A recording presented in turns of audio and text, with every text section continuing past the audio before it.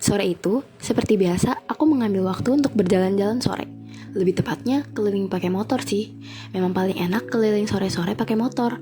Aku juga jalan-jalannya gak sendirian, sama Neska, temanku satu asrama. Kami berdua satu SMA. Dari sekolah memberi syarat kelulusan SMA harus dengan mengabdi 1 tahun untuk mengajar di suatu instansi pendidikan. Nah, contohnya, aku dan Neska yang diputuskan untuk mengajar di suatu sekolah yang bisa dibilang boarding school. Karena kita berdua tidak membawa kendaraan ke instansi kami, akhirnya kami selalu dipinjamkan kendaraan dari sekolah. Dan lebih tepatnya kami dipinjami motor guru dari sekolah. Kebetulan, guru ini juga stay di boarding school. Dia ada kamar tersendiri, tidak asrama seperti aku dan temanku. Sore itu, aku sudah siap-siap untuk jalan-jalan sore sama temanku. Dia sudah menunggu di atas motor milik guru itu yang selalu kami pinjam. Fun fact, motor itu tuh udah tua sekali, motor keluaran lama. Jadi kami sangat berhati-hati jika mengendarai motor itu. Tidak lama begitu aku menghampiri motor dan naik ke boncengan.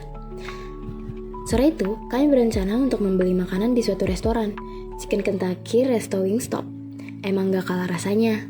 Sudah menjadi tempat favorit kami untuk sekali-kali memenuhi perut yang kosong. Meskipun perut kosong, tapi tidak sampai membuat dompet kami kosong, karena harganya yang worth it untuk pekerja muda yang baru lulus SMA seperti kami. Saat itu, sebenarnya aku dan temanku ingin makan chicken wingstop di restoran alias dine-in.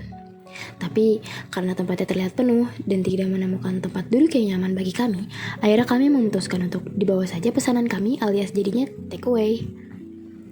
Gak apa deh makan di asrama, kata Neska. Begitu aku mengangguk dan menghampiri motor kami dan naik ke boncengan. Kami berdua pergi dari Wingstop sambil membawa chicken Kentucky favorit kami sebagai tentengan makan malam ini di asrama nanti.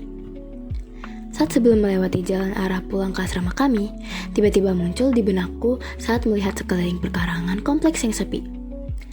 Ih, enak nih kalau belajar naik motor di jalanan area sini, kataku pada Neska setelah kata-kata itu terlintas di benakku. Dari dulu aku ingin sekali belajar mengendarai motor, tapi gak kesampaian karena selalu tidak bisa menyempatkan hal itu. Neska pun tahu akan hal itu.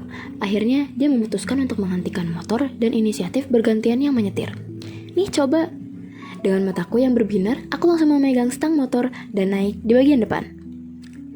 Neska langsung naik ke belakang boncengan sambil membawa bungkusan chicken Kentucky yang kami beli tadi. Mataku terpaku pada jalanan di depan dan stang motor. Mesin masih belum kutarik gas. Jantungku tiba-tiba berdegup lebih keras, tidak seperti biasanya. Di jalan turunan itu, aku dengan perlahan menarik gas motor. Motor berjalan. Tetapi berjalan seperti tidak seharusnya deh. Meskipun kali ini aku baru mencoba, tetapi aku sudah pernah diajari langkah-langkahnya. Bagian tangan kananku menarik gas perlahan, tidak lupa tangan kiri menarik bagian rem kiri. Aneh, motor berjalan tidak seperti kutarik rem.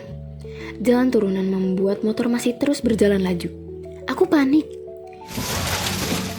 Motor itu hilang kendali dengan posisi tergeletak di atas aspal. Keadaanku dan Neska juga sama. Kami sama-sama tergeletak sambil mengeluarkan rintihan-rintihan kecil. Tubuhku perlahan berdiri. Neska tidak baik-baik saja. Dia juga terluka sama sepertiku. Motor guru itu yang kami pinjam rusak bagian kaca depannya. Kacamataku yang kugunakan selama bertahun-tahun patah dan tergores. Sepatu yang kugunakan tiba-tiba solnya menganga lebar karena kejadian barusan. Saat ku menundukkan kepala, mataku tertuju pada kaos berkerah yang kugunakan telah tersobek dengan lebar. Hatiku terenyuh, mengingat kacamata itu pemberian orang tuaku dari jerih payah mereka. Tahu sendiri kan kalau harga kacamata itu tidak murah, juga dengan sepatuku. Aku sangat suka dengan model sepatuku ini. Bisa dibilang untuk mencari sesuai ukuran kakiku sangat sulit. Sedikit toko yang menjualnya. Bahkan aku tidak pernah lagi melihat toko yang menjual sepatu ini. Orang lain pun juga tidak tahu menahu tentang merek dan model sepatu ini. Kaos berkerah yang kotor dengan sobekan lebar itu pemberian bekas nenekku. Baju vintage yang saat itu terkeren, sangat stylish. Kini sekarang sudah sobek dan jika dijahit kembali akan dibilang sangat usang jika aku pakai kembali. Tapi semua itu teralihkan pada kotak bungkusan ayam yang tergeletak. Neska mengambil itu dan sedikit membukanya. Ayamnya baik-baik aja tahu. Seketika perasaan gundah di dalam diriku hilang dengan keberadaan ayam favorit kita yang masih bisa kita makan untuk makan malam. Dan perlahan, Neska mencoba menghidupi mesin motor itu dan pelan-pelan kita kembali pulang ke asrama. Malamnya, saat kami berdua memakan chicken Kentucky, Aku yang sedang mengunyah tiba-tiba menyeletuk. Gak mau lagi belajar motor di jalan itu, pakai motor tua lagi. Saat itu keinginanku untuk belajar menyetir motor menghilang untuk waktu sementara.